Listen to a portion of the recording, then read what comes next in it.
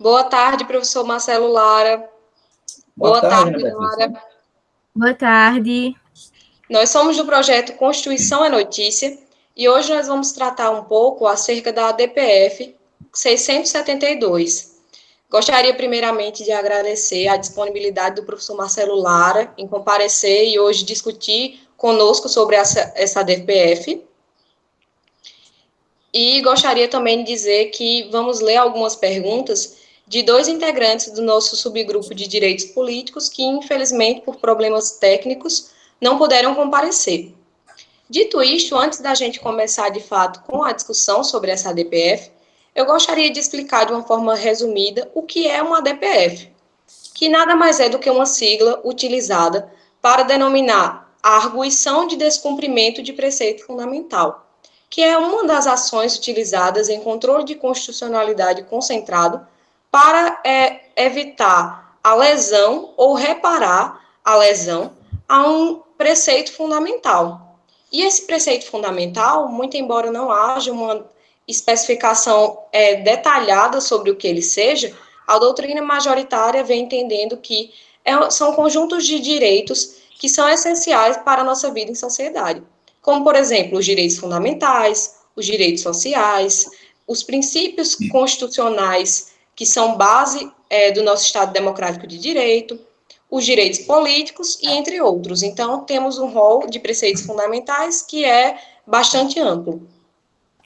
Muito bom. Agora que Bia já falou um pouquinho sobre o que é a ADPF em si, eu vou falar do que se trata basicamente essa ADPF 672.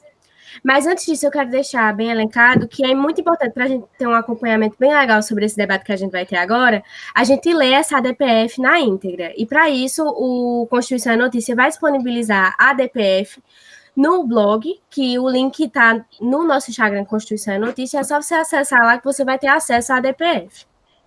Bom, a ADPF, a 672, ela foi impetrada pela OAB contra o atual presidente da República, Jair Bolsonaro, e ele estava sendo representado pela Advocacia Geral da União. E ela vai pleitear duas pautas principais. A primeira pauta é que a OAB ela vai enxergar uma necessidade de o presidente da República se abster de adotar medidas que sejam contrárias às orientações do Ministério da Saúde e da Organização Mundial da Saúde também, de forma que seja assegurado o isolamento social.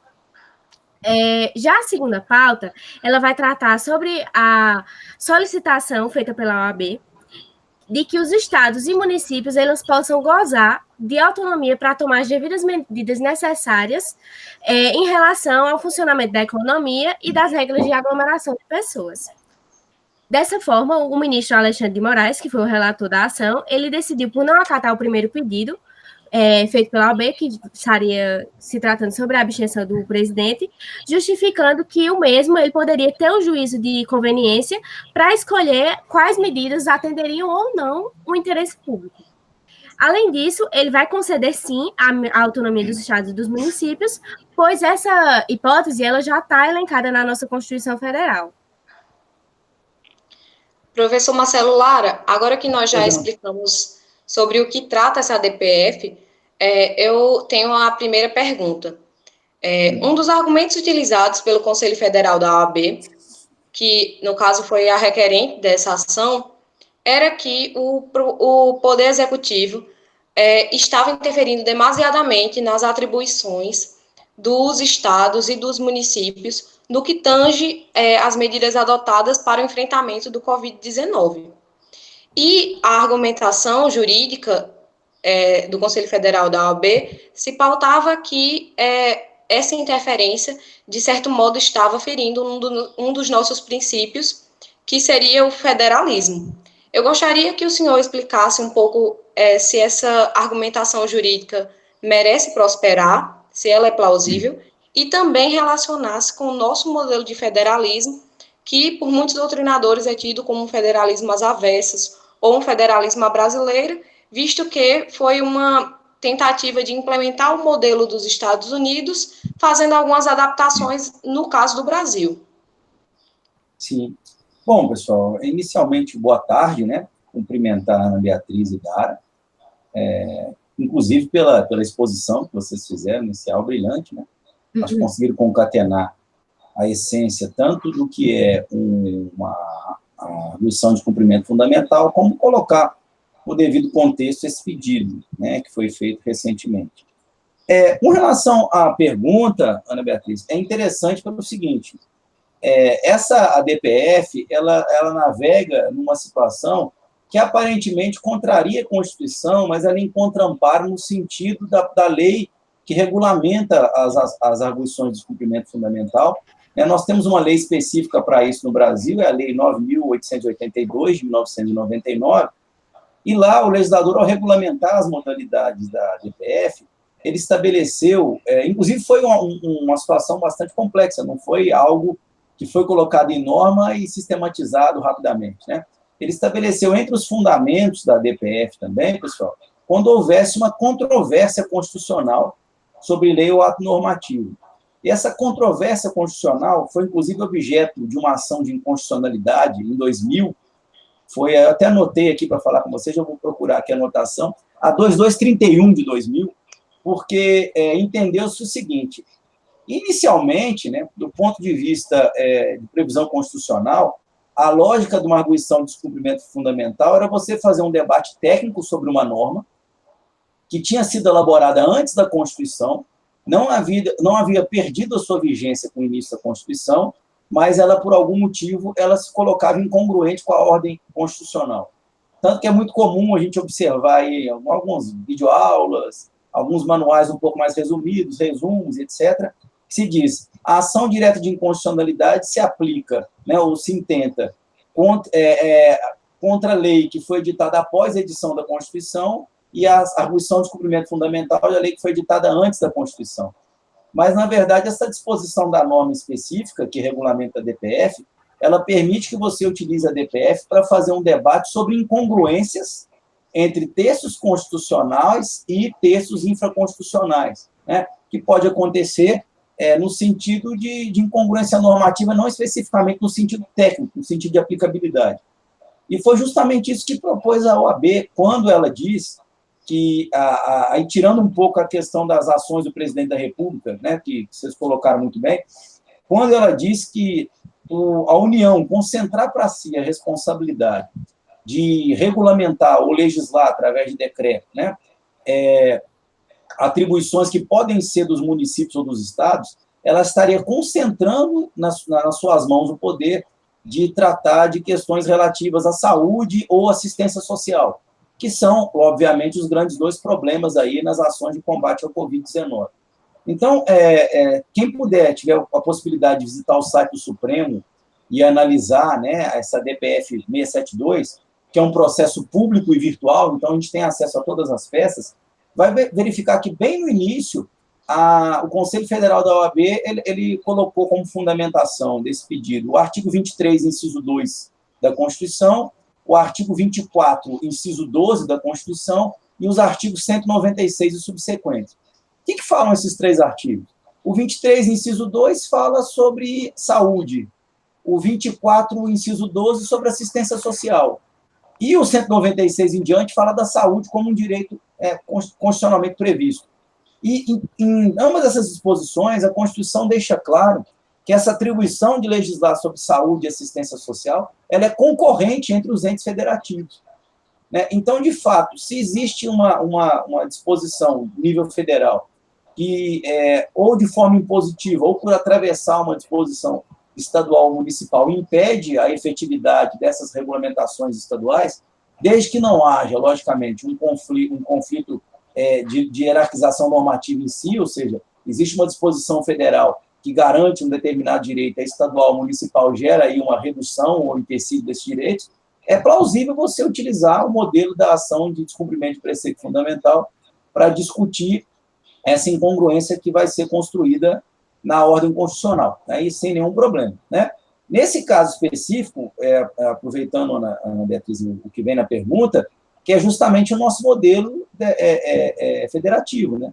O Brasil tem um modelo federativo um pouco complexo, porque a Constituição estabelece autonomia de determinados entes federativos, mas não existe nenhuma previsão, nenhuma limitação dessas autonomias, pelo menos num sentido claro. E um dos pontos onde a gente observa que existe uma maior incongruência é justamente com relação à saúde.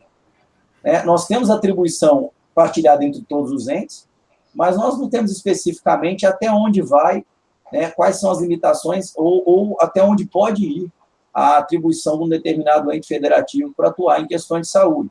A gente observa isso na disposição de recursos SUS, né, na própria responsabilização nas eventuais ações de garantia de direito à saúde, como tratamento de saúde, medicamentos e assim sucessivamente. Ou seja, nós vivenciamos essa dificuldade de ordem prática no mundo jurídico já há algum tempo. E essa dificuldade ela só foi potencializada em virtude da crise do corona, porque agora nós temos entes federativos específicos atuando sob o amparo de uma legislação de exceção, por assim dizer, que seria o caso do estado de calamidade, né? Cada uma tomando medidas de acordo com suas necessidades e de acordo com a preocupação da OAB, logicamente isso vai demandar um estudo mais aprofundado, mas o que a OAB manifestou no seu pedido, uma certa intervenção normativa do governo federal de forma a querer padronizar os procedimentos de atendimento à saúde. Então, a gente vai ter o problema especificamente levado em conta aí, né? E aí foi justamente nesse ponto que a decisão liminar concedida pelo ministro Alexandre de Moraes buscou garantir a autonomia desses entes para conseguir, logicamente, dentro das peculiaridades dos interesses de cada um, conseguir normatizar independente uma regulamentação da União. Houve um certo excesso por parte da OAB, que vocês já anteciparam, né? Quando a OAB quis também estabelecer um direito de abstenção de determinadas ações do presidente da República, aí é um pouco mais complicado, porque o indivíduo, embora exerça um cargo específico, né, ele não personifica o poder da União em todas as suas ações. Então, a manifestação de opiniões, a frequência de determinados espaços públicos, ela não pode ser objeto de abstenção pelo Poder Judiciário, de determinação de abstenção pelo Poder Judiciário. Então, aparentemente, a decisão, ela encontra, o pedido encontra um fundamento de ordem constitucional e a decisão, ao menos liminarmente, ela garante, né, esse fundamento ia ser um pouco, tanto quanto conturbado, o funcionamento do nosso sistema federativo. Não sei se eu passei algum detalhe da pergunta, mas... Não, professor, aproveitando aqui o gancho do senhor, Sim. Porque o senhor falou inicialmente na resposta sobre as ADPFs, né, que seriam uma espécie de controvérsia constitucional, não é isso? Sim, sim. Eu vou fazer uma pergunta que estava prevista para ser feita mais à frente, mas como o senhor puxou esse gancho, eu vou aproveitar e fazer. Um dos pontos que foi destacado na Advocacia Geral da União, na defesa, foi que o requerente, ou seja, a OAB, ela não teria especificado exatamente quais seriam as condutas omissas praticadas pelo presidente. E aí, nesse sentido, não seria possível ajuizar uma ADPF, já que não tinha uma situação específica. E essa argumentação ela não foi ratificada pelo ministro relator, ou seja, o Alexandre de Moraes. O senhor pode comentar mais a respeito da essência de uma ADPF, assim como as hipóteses em que ela seria cabível? Claro, claro. E, de fato, essa argumentação, dentro do ponto de vista genérico, ela faz sentido, né? As ações de controle de constitucionalidade, a gente tem que entender o seguinte, elas estão posicionadas dentro daquela lógica, aproveitando o gancho do que a Ana Beatriz também disse, sobre como nós copiamos o modelo norte-americano em alguns aspectos, né? Então, a gente aqui especificamente está navegando numa ideia posta por James Madison, quando ele vai propor a tripartição dos poderes, né? Que para eles lá vai chamar o sistema do check and balance, né? O freios e contrapesos. O Brasil traz para cá esse modelo, só que o Brasil ele tem um modelo normativo um tanto quanto voltado para uma lógica positivista, já não idêntica dos Estados Unidos, mas muito aproximada do direito alemão e do direito italiano. Isso faz com que a nossa análise de constitucionalidade ela se ampare muito em critérios técnicos, o que vai ser muito natural numa Constituição rígida, como a Constituição que, em tese, nós temos aqui no Brasil. Ou seja, quando a Constituição se propõe a estabelecer normatização de quase todo um sistema de funcionamento jurídico, ela vai criar regras específicas ao invés de valores genéricos. Então, quando uma Constituição é embasada em regras específicas, geralmente os debates sobre inconstitucionalidade eles estão relacionados em dois campos. Uma incongruência de ordem técnico-normativa, ou seja, uma coisa que a Constituição estabelece, uma outra normatização contraria a Constituição, e aí, pelo princípio da hierarquia, você não pode permitir que subsista num sistema jurídico algo que contraria uma lei maior, ou outras modalidades de incongruência que, em tese, deveriam ser menos recorrentes, que são embates de ordem interpretativa. geralmente que vão atuar ali em aspectos meio vagos de algumas disposições, né? Então, o que a OAB utilizou como fundamento, aparentemente, no pedido, foi justamente a existência de uma incongruência de ordem constitucional, como aquilo que eu disse anteriormente, da competência concorrente dos Estados. A AGU ela vai questionar, em seu termo, e também com certa razão, que essa incongruência ela tem que se mostrar de forma prática. Ela não pode se estabelecer de uma forma especificamente genérica, por quê? Especificamente genérica seria, né, um antagonismo. Ela não pode se colocar de uma forma genérica em virtude do seguinte: o objetivo de uma ação de descumprimento de preceito fundamental, a gente não pode se enganar em respeito disso, é buscar a anulação de um ato normativo, como se faz sempre no controle de constitucionalidade. Porque nós sempre vamos estar discutindo, e a gente tem essa alteração hoje no Brasil. Eu acho que mais adiante, em outras perguntas, fica melhor colocar isso em contexto, mas nesse contexto de neoconstitucionalismo, provavelmente em algum momento que a gente vai falar, a gente deixou de analisar a constitucionalidade sob um viés normativo, técnico, e passou a analisar sob um viés de efetividade, né? O que até eu tinha comentado na semana passada com os alunos de Constitucional 3, como o modelo de controle de constitucionalidade brasileiro, ele adota uma ideia de aplicabilidade prática e não de eficácia, né, abstrata. E a gente está observando um caso desse aqui agora. A OAB, de fato, ela não estabelece quais são as incongruências. Ela fala, de maneira geral, que a União deve se abster de regulamentar o que os estados e municípios devem fazer, né? E ela usa como parâmetro uma lei que é posterior à Constituição e não foi, principalmente, editada pelo Poder Executivo. Então, é seguro dizer que, de certa forma, a OAB se antecipou a eventuais atos administrativos do Poder Executivo Federal para que ele evitasse interferir diretamente nas atribuições e nas regulamentações dos outros entes federativos. E aí a gente tem uma inovação. Tá? A gente, até então, não havia trabalhado sob esse prisma com a DPF aqui no Brasil, porque, de fato, não foi apresentada uma incongruência de ordem prática. Agora, nem de ordem teórica, no primeiro momento. O que a gente observou foi um momento de clamor popular, em que havia um claro embate entre a figura do presidente da República, do ministro da Saúde, de alguns governadores de estado e prefeitos municipais, e a OAB entendeu que esse tipo de atuação podia ser nociva, pressupondo que haveria uma interferência do Poder Executivo. Se haveria ou não, agora nós não saberemos mais, porque a decisão impediu que houvesse esse tipo de ingerência, né? Mas certamente é uma inovação no campo do subconstitucionalidade. Até porque, se você lê a DPF em si, você pode perceber que ela claramente é uma forma de ataque ao presidente Jair Bolsonaro, né? De certa forma, se apresenta assim. A gente vai observar, eu também tenho discutido muito com os alunos, que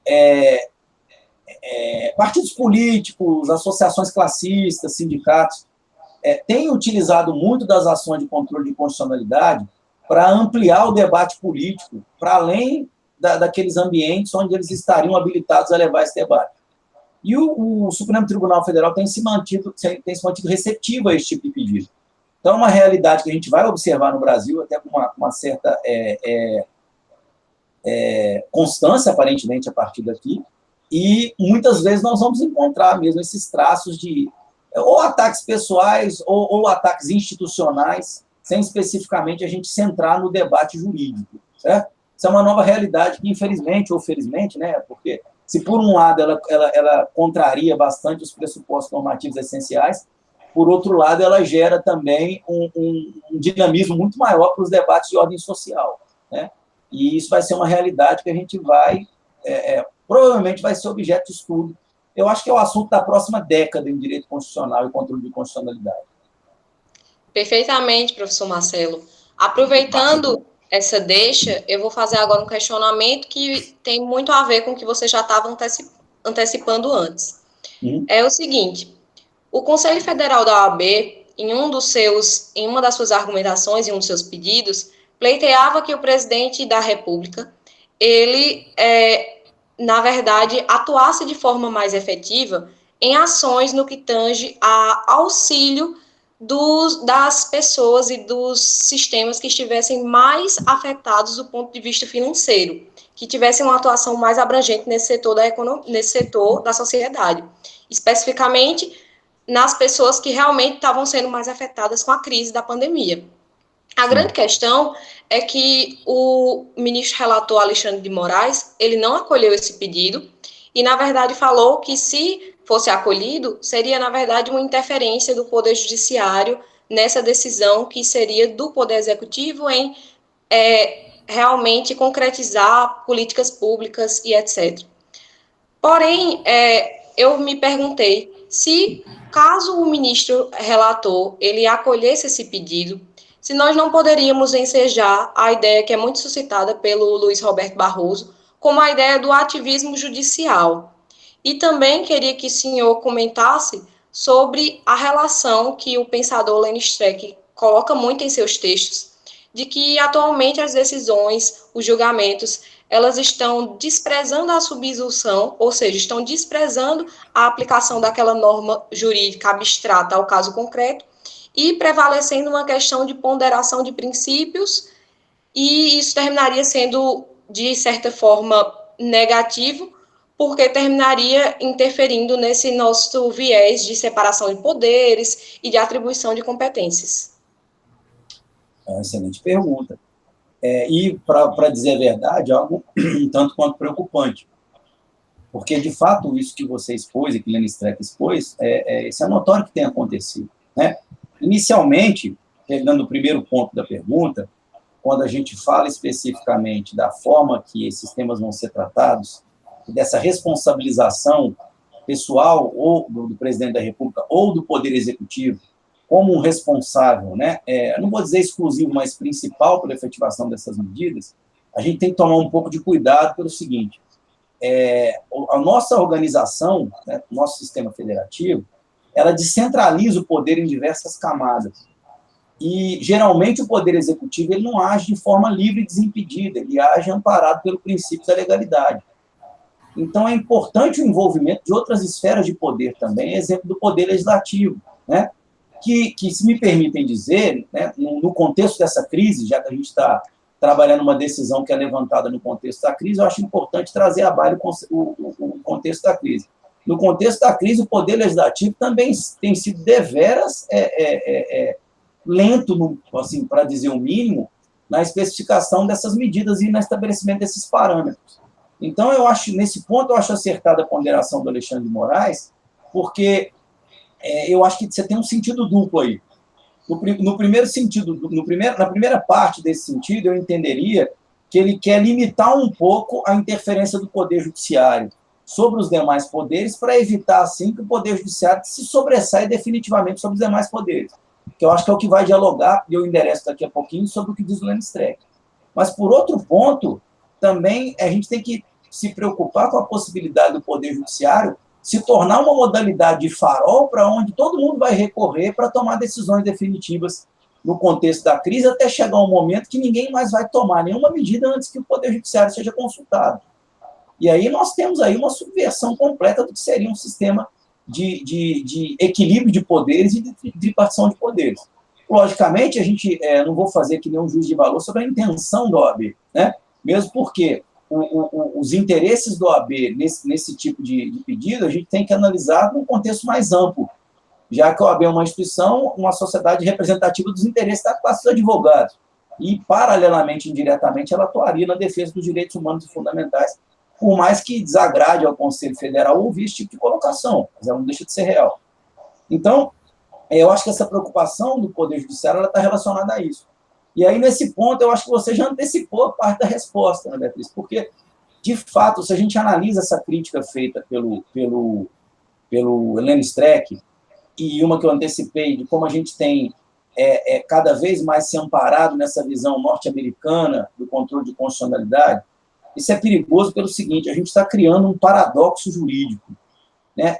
E diversas modalidades, diversas ciências, diversas modalidades de saber, elas convivem bem dentro de paradoxo. Mas o direito não convive bem dentro de paradoxo. O direito ele é embasado na previsibilidade, né? Você prevê condutas. Então, a necessidade de você ter um amparo teórico do que vai ser feito, que foi previamente disposto pelo legislador, ainda é algo muito relevante no nosso sistema.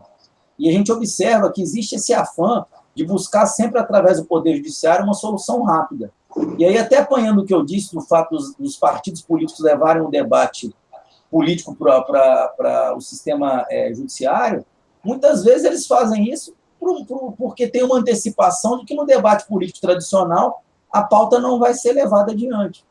Agora, isso, pessoal, por mais negativo que possa ser, é um reflexo do nosso sistema de representação política. Afinal de contas, né, até o momento, né, assim a gente pode dizer com segurança, não tem ninguém atuando no Congresso Nacional ou nenhuma esfera do Poder Executivo que não tenha sido eleito por voto popular direto.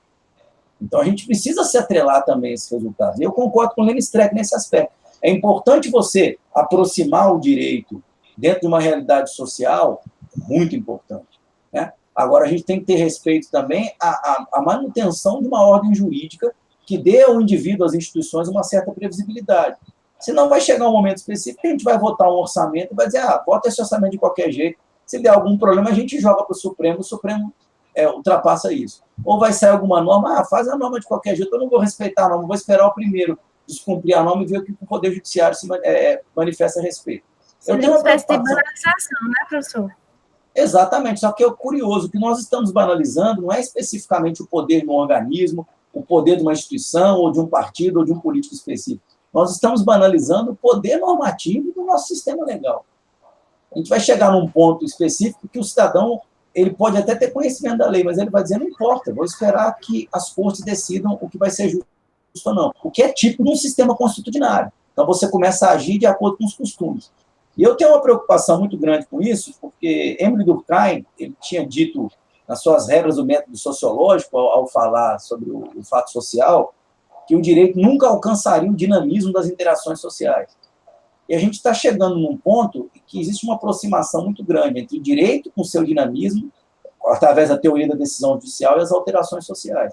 Me preocupa se vai chegar a um ponto que o direito vai ultrapassar o dinamismo das relações sociais. Aí nós vamos viver numa sociedade caótica, porque ninguém vai saber o que é permitido e o que é proibido. Isso. Então, assim, às vezes a gente precisa, de fato, dar concretude a uma disposição legislativa constitucional, verdade, isso é muito relevante. O próprio Lênin Streck, em algumas outras situações pontuais, ele vai fazer exaltação de algumas decisões judiciais. Mas, no sentido geral, dizer que sempre é positivo, isso é um tanto quanto temerário. O que acontece agora é justamente o que a gente está vivendo no contexto da crise. A gente não sabe qual recomendação seguir, né? Todas são interessantes, todas são válidas, mas, no entanto, a gente não tem ainda, né, uma previsibilidade com relação a isso, né? E eu acredito que, como atualmente não está sendo seguido aquela nossa ideia que nós temos na Constituição, dos poderes são independentes e harmônicos entre si. Como não tem tido essa harmonia, esse diálogo, porque, veja, por mais que cada poder ele tenha suas atribuições respectivas, seus poderes típicos e atípicos, suas funções típicas e atípicas, melhor dizendo, eles também têm a função de algum modo, dialogar com os outros poderes para entrar em consenso sobre as decisões. E como não temos tido isso no momento, termina que eles ficam conflitando e não se chega a um consenso, na verdade, não se chega a uma decisão mais consistente sobre o coronavírus e como atuar, seja em medidas econômicas, sociais, políticas públicas, dentre outras, para poder melhor sair dessa situação. Exato, e assim, considerando que cada divisão do poder também tem seus problemas, né? Então, assim, às vezes o que parece ser muito fácil para uma ramificação do poder não é nem um pouco simplificado para outra, e assim sucessivamente. É engraçado que eu falei mais cedo do James Madison e dois outros indivíduos, né, que foram estruturantes na sistemática de construção da nação norte-americana e desse modelo que a gente hoje aparentemente copia no Brasil, são Alexander Hamilton, que é uma grande mente no sentido político e jurídico, e John Adams, que talvez seja o grande articulador político desse processo de independência. Eles repetiam constantemente a seguinte expressão: seremos uma nação de leis. Né? E eu acho que esse ponto específico nós conseguimos concretizar bem no nosso sistema de Constituição rígida e nosso sistema jurídico positivo. De fato, nós somos uma nação de leis. Agora, existe um temor aí que nos tornemos uma nação de juízes, né? Pois é. Professor, eu queria agora fazer uma pergunta que foi mandada pelo integrante que não pôde participar, que é Arthur Lucas. Vou ler aqui para o senhor ver. Perfeito. Para o senhor escutar. Professor, sabemos que uma das formas de repartição vertical de competência é a que se denomina competência concorrente, que divide capacidade políticas legislativas entre os entes federados sobre determinados critérios, permitindo assim que todos esses entes possam exercer a possibilidade de legislar sobre os mesmos temas nos âmbitos dos interesses prevalecentes.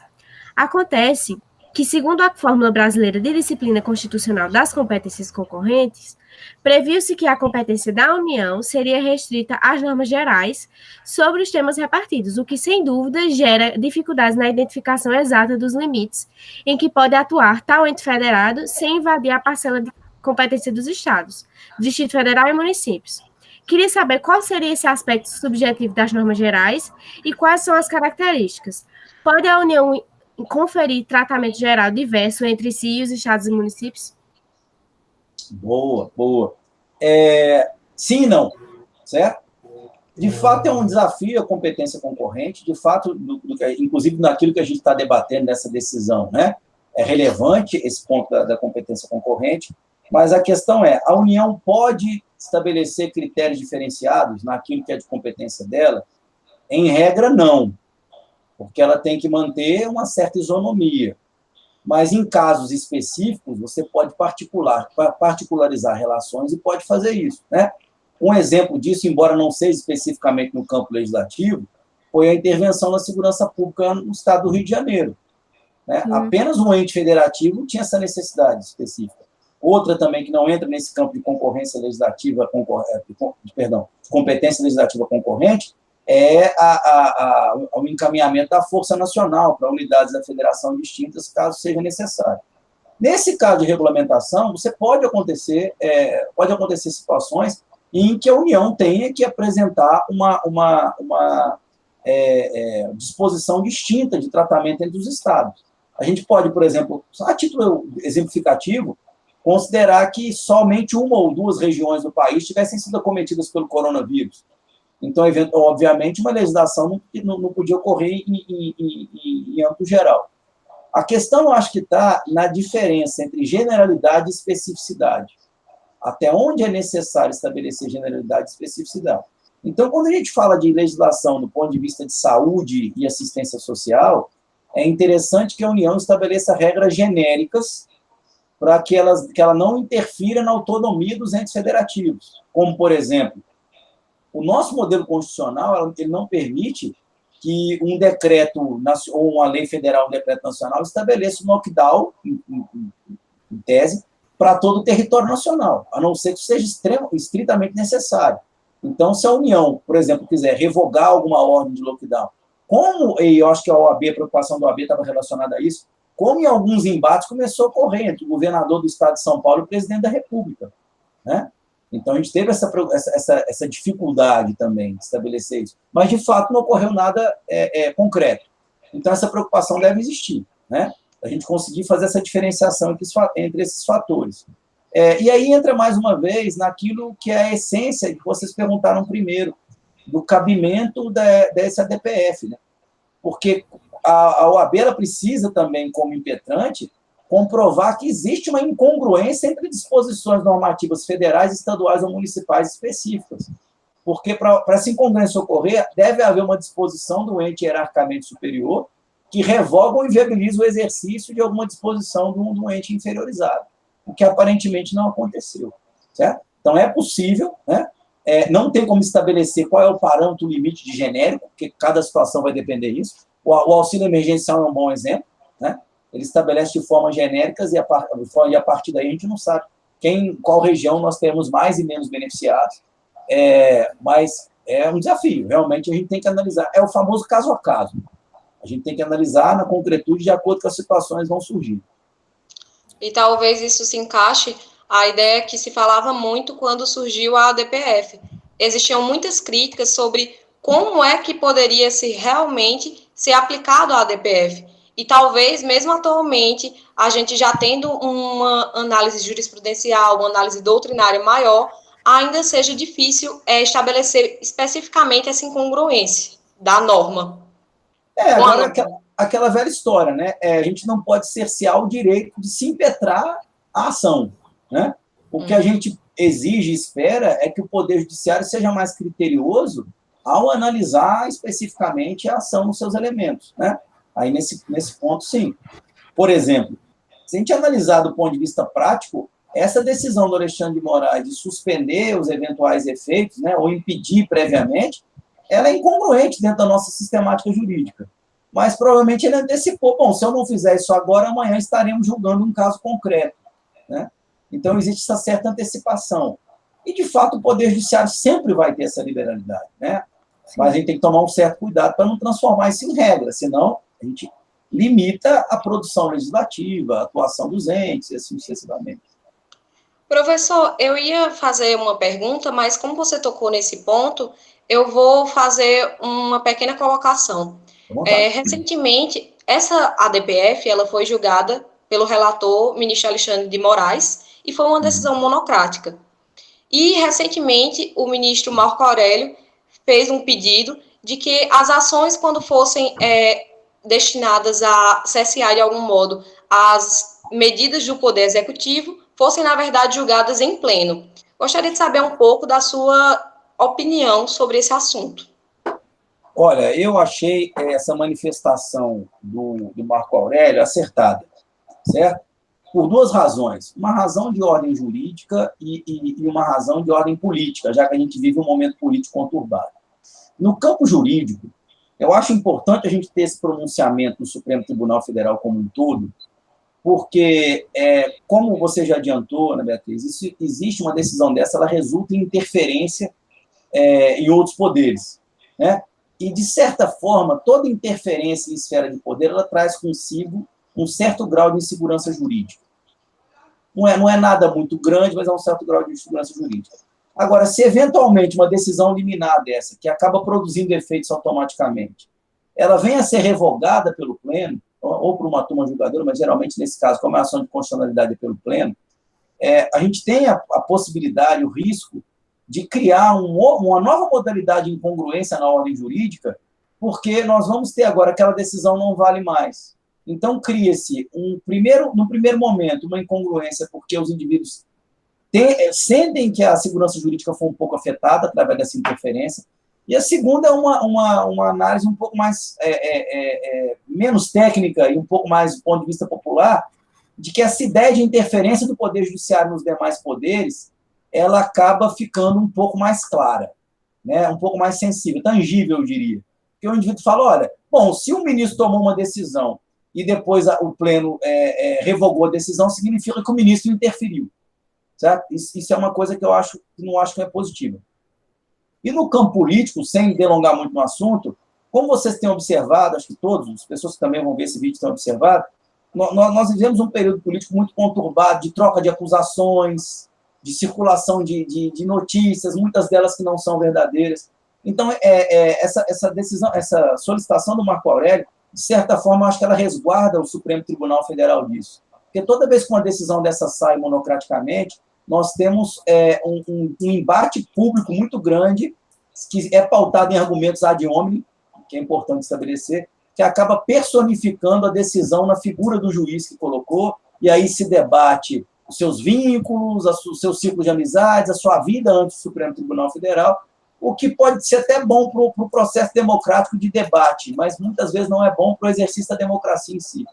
Então, eu acho que assim, é uma decisão, e aí, utilizando uma afirmação que o próprio Marco Aurélio disse, como hoje é fácil, em virtude do contexto de crise, o Supremo se reunir por meios virtuais, né, eu acho que seria mais seguro tomarem esse tipo de decisão. Eu acho que foi acertada a manifestação dele nesse sentido. Certo, professor. Aproveitando agora o momento, eu vou fazer agora uma pergunta que foi de autoria de um dos integrantes que, infelizmente, não pôde participar. Perfeito. Eu vou pedir licença para ler a pergunta. Professor, o Conselho Federal da OAB defende que é legítima a intervenção judicial no âmbito da implementação de políticas públicas voltadas à realização de direitos fundamentais, diante de omissões e ações inconstitucionais do poder público que violem o texto constitucional ao não atender o princípio da dignidade da pessoa humana. Além disso, o presidente Bolsonaro reconhece a competência em pronunciamento em rede nacional na noite do dia 8 de abril, abordando a relação do Executivo Federal com os governadores estaduais e municipais e as medidas de isolamento social. E ele tem aqui a transcrição do texto do presidente. Respeito à autonomia dos governadores e prefeitos, muitas medidas de isolamento são de responsabilidade dos mesmos. O governo federal não foi consultado sobre sua amplitude, disse ele. Quando o presidente diz que o governo federal não foi consultado sobre a amplitude das medidas tomadas, de acordo com a Constituição, essas consultas são necessárias ou não? Boa pergunta. Não, em tese não são necessárias, ok? A gente tem que lembrar o seguinte, pessoal, do ponto de vista de implantação ou de efetivação de determinados direitos, muitas vezes o Poder Executivo ele vai ter uma responsabilidade fiduciária, certo? Ou seja, a atuação do Poder Executivo vai ser em prover e repassar recursos específicos da arrecadação fiscal para que cada ente trabalhe de acordo com aquilo que ele considera necessário. A gente tem observado agora, inclusive na nossa região aqui tem surgido muito, já um parcial em João Pessoa, um parcial em Recife, no Maranhão, aparentemente um total, no Ceará, um total, decretos, tanto estaduais como municipais, do lockdown, né, como quiseram falar. Isso, de fato, está na incumbência de cada um dos poderes, logicamente, respeitando as limitações, tanto da Constituição Federal quanto das Constituições estaduais. Não é necessário que um poder público consulte o Poder Executivo sobre a possibilidade de usar de sua autonomia e regulamentar uma questão de interesse de saúde no seu próprio território. O que ele não pode fazer, o ente federativo não pode fazer, assim como não pode o Poder Executivo, é extrapolar o limite de gastos dentro das limitações orçamentárias que ele tem, né? Então, esse embate tem ocorrido muito naquilo que está sendo refletido no que o Congresso está debatendo agora, né? Que é estabelecer uma responsabilidade da União por garantir as despesas das unidades federativas e também, de certa forma, eu não vou dizer um afrouxamento nos gastos, mas, de certa forma, a quebra da regra de ouro, ou seja, vai ser possível extrapolar limites orçamentários para fazer essas despesas. Aí, nesse caso, realmente deve haver um diálogo para que um eventual ente federativo, independente de qual esfera seja, extrapole um pouco os gastos ou aquilo que ele se vincula, porque é importante destacar, os estados, ao limitar a circulação, ao limitar funcionamento do comércio, eles acabam atingindo diretamente a sua arrecadação e também a sua saúde financeira, né? Então, nesse aspecto, se o Estado pretender fazer algum pedido financeiro ao governo federal, de fato, deve haver uma consulta sobre a viabilidade. Agora, a gente não deve confundir isso com a possibilidade de um Estado, do ponto de vista absolutamente liberal, fazer os gastos e tomar as decisões que bem entender, sem consultar, o que seria impossível fazer sem consultar a União. Não. Tá, aí de fato, a gente atende aos pressupostos constitucionais. Aí cada unidade da federação, dentro dos limites legais, ela pode fazer aquilo que lhe parece mais conveniente. Até mesmo porque... Desculpa, Dara, é só deixando. Até mesmo porque nós não temos uma ideia do sistema de separação de poderes, onde um poder está subordinado ao outro, mas sim, na verdade, eles estariam como se fosse uma ideia de coordenação, digamos assim. Exato, a gente tem que entender que a subordinação entre federal, estadual e municipal no Brasil, ela existe em 2 âmbitos. No âmbito normativo, já que as leis federais são hierarquicamente superiores às estaduais, e no âmbito orçamentário, já que a União tem a atribuição de receber tributos dos estados e repassar parte desses tributos a algum estado. Agora, nas decisões que ela toma para efetivar direitos dos seus cidadãos, desde que não descumpra com as regulamentações legais, orçamentárias e constitucionais, né, essa amplitude é absoluta. Professor, eu queria fazer só uma colocação assim, porque depois dessa pandemia, fica claro que a gente vai enfrentar uma crise financeira muito grande, né? Na verdade, a gente já tá começando a viver. Então, como é que o senhor acha que o governo federal ia fazer para passar dessa crise, para superar essa crise? Certo. Eu vou ser um pouco mais sucinto na resposta, porque eu acho que eu estou encerrando o tempo de vocês aqui. Mas você pode ficar... nesse caso específico, eu acho que não só o governo federal, todos os entes federativos, eles estão deixando de lado um planejamento estratégico justamente da saída da crise econômica. porque não é mais uma questão de déficit público, é um déficit arrecadatório, né? As pessoas perdendo emprego, empresários fechando seus negócios, tudo isso vai ter um impacto arrecadatório, então nós vamos ter que mudar a nossa previsão de arrecadação nesse período. E aí, infelizmente, a gente tem um grande problema nas mãos, que a gente também não pode radicalizar as medidas, a não ser que não seja estritamente necessário, a não ser que seja estritamente necessário, porque para tentar minorar esses impactos. Agora, a gente parte da presunção que tem uma série de especialistas em cada um desses entes, né, analisando, inclusive, fazendo esse provisionamento. O que a gente não pode imaginar, isso eu digo uma visão particular, mas eu acredito que seja de outras pessoas também, é aguardar que o governo federal chegue, né, resolvendo problemas financeiros que se criarem a partir daí, porque o governo federal, assim como qualquer outro ente, ele está vinculado à arrecadação. E dinheiro não dá em árvore, né? A gente tem essa mania no Brasil de achar que dinheiro público está sempre reservado em algum lugar, né? Então, essa dificuldade existe. Eu, sinceramente, não sei, Dara, como isso vai ocorrer, porque a gente tem que analisar como vai ser também o efeito nos estados.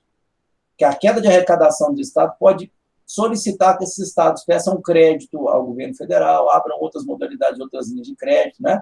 Então, o caminho de saída da crise, uma coisa eu posso afirmar, não vai ser tão drástico como os caminhos de entrada e de saída na crise do coronavírus.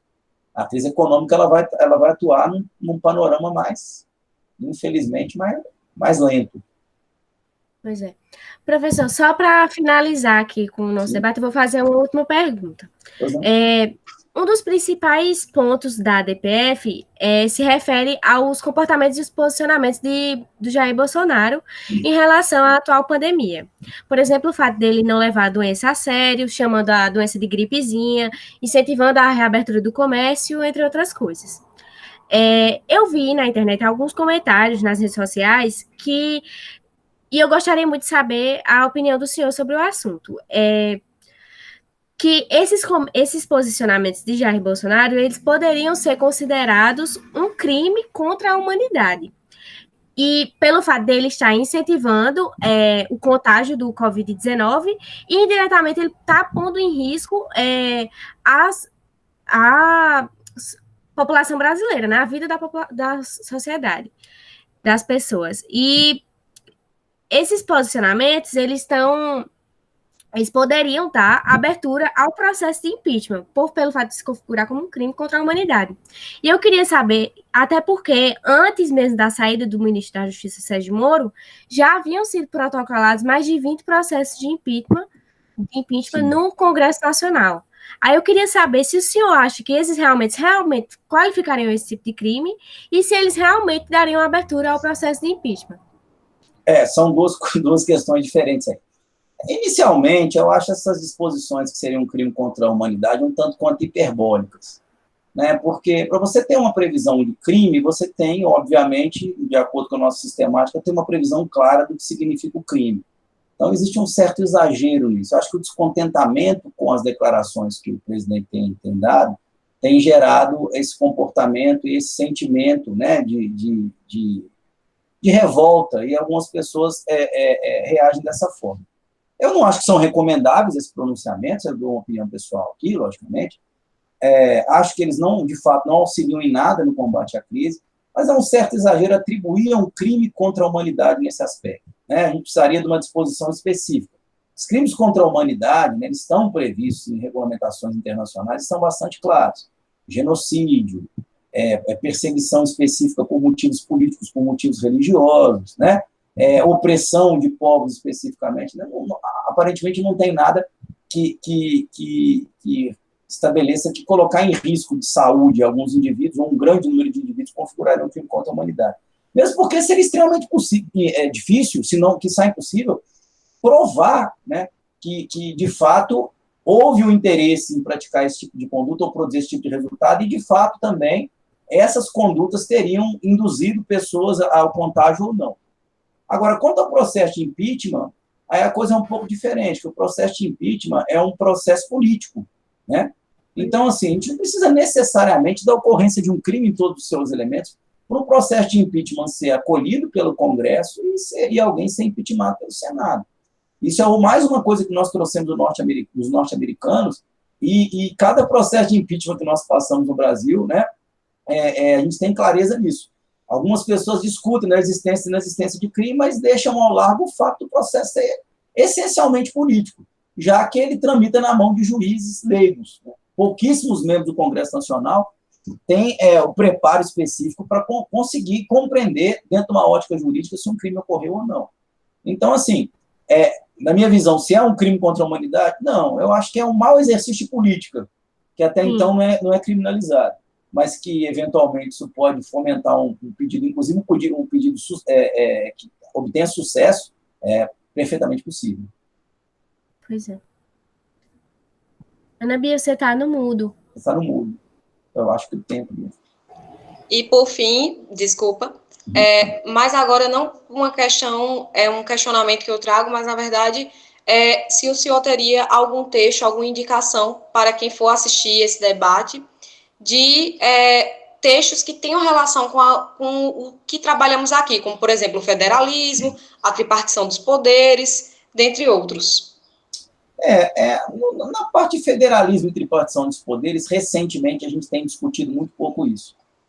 Com relação à atuação do Poder Judiciário, eu acho que a leitura de alguns escritos do Luiz Eduardo Barroso, inclusive o livro dele sobre controle de constitucionalidade, passam para a gente uma percepção muito mais ampla do momento que a gente está passando, né, sobre neoconstitucionalismo, sobre ativismo judicial. Inclusive, ele tem a clareza de apontar vários autores e vários precedentes norte-americanos, ou seja, de deixar claro essa influência, né? A parte de federalismo, eu acho que a gente precisa voltar na base daquilo de teoria geral do Estado, né, e compreender melhor o que a gente está organizando nesse aspecto, o que seria o federalismo em si, né? A gente compreender melhor o nosso modelo político, porque, aparentemente, a nossa visão de construção de um modelo de organização política do Estado, ela se perdeu numa visão política de paixão. Ou seja, aquilo que atende ao meu interesse é bom, e você joga isso para o público em geral, e o público endossa ou não endossa.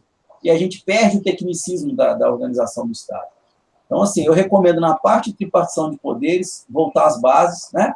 Paulo Nada da vida, né? E nessa parte da ação constitucional, é um bom ponto de partida, até para quem tiver uma visão crítica, ler a visão de Luiz Eduardo Barroso, porque ele deixa de maneira bem clara com essa percepção atual de neoconstitucionalismo.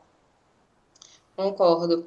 Esse livro, inclusive, é muito bem conceituado. Ele explica realmente, detalhadamente, esse processo e traz uma visão mais alargada da situação. Sendo assim, professor, eu gostaria, mais uma vez, de agradecer a sua presença, agradecer também a presença de Dara, de ter participado conosco desse debate sobre essa ADPF, que também trouxe pontos que vão além, né? Não é só quando acredito que, principalmente, para os estudantes de direito, mas também para aqueles que têm interesse de conhecer as discussões jurídicas, não basta apenas a gente ler essas ações sem entender o contexto que aconteceu e também entender alguns temas que vão paralelos ali, porque quando os ministros decidem, a todo momento eles vão jogando princípios, diretrizes, normas que vão ajudando você a entender aquela decisão. Fora que quando os juízes tomam tais decisões, as pessoas muitas vezes não entendem por justamente não ter esse conhecimento jurídico dos princípios fundamentais que estão elencados na nossa própria Constituição. E eu acho, sinceramente, que não só como juristas, né, mas o cidadão comum, nós precisamos começar a acompanhar essa produção legislativa. Sim. Nós temos um instrumento que não estava à nossa disposição há uns anos atrás, que é a internet, a tecnologia. Você consegue acessar com facilidade o site do Supremo Tribunal Federal e captar os elementos dessas decisões. Porque nós estamos vivenciando um período que o direito está em movimento. E se nós não acompanharmos essa movimentação dinâmica do direito, nós vamos nos colocar no futuro numa posição que nós vamos estar lá sozinhos, o direito não vai mais estar lá. Então, é importante que a gente tenha essa percepção e acompanhe isso. Essa decisão, eu acho que ela projeta muito mais para o futuro do que para uma situação presente. Ela abre um leque muito grande, tá, pessoal? Só para deixar claro, estamos falando aqui dessa decisão de temas que seriam objeto de ação popular e não é utilizado o instrumento da ação popular, porque você não pode utilizar a personalidade de entes e instituições na ação popular, apenas no indivíduo. Então, né, como não existe um mecanismo idêntico à ação popular que pode ser aplicado em interesse coletivo, ou seja, não interesse coletivo, mas por uma representação coletiva, a gente tem observado o abuso, por assim dizer, dessas ações de constitucionalidade. E isso é algo que provavelmente não vai parar. Pois A é. gente precisa entender esse fenômeno, a gente precisa acompanhar esse dinamismo para a gente conseguir antecipar, né? E aí sim construir uma boa percepção do direito para situações futuras. Pois é. Então, a gente vai encerrar a gravação por aqui, e aproveitando também para agradecer ao senhor pela presença e pelos conhecimentos compartilhados com a gente, professor. Muito obrigada. Eu agradeço pelo convite, é uma honra participar dessa atividade, queria parabenizar também ao grupo, né, por essa iniciativa de levar conhecimento de qualidade, né, criar um espaço paralelo em que a gente pode debater esses temas. Eu fiquei muito satisfeito, não só pela participação, mas pelo que vocês apresentaram. Assim, eu acho interessante como a gente tem hoje estudantes extremamente preparados, muito à frente do que eu estava na minha época de estudante, né, principalmente no período que vocês estão. E, assim, continuem assim, que eu acho que vocês têm muito a contribuir, não só o grupo, os alunos, todos aqueles que participam da iniciativa, direto ou indiretamente. Muito obrigada, professor. Obrigado. E até a próxima oportunidade. Até a próxima, todo mundo. Se inscreva.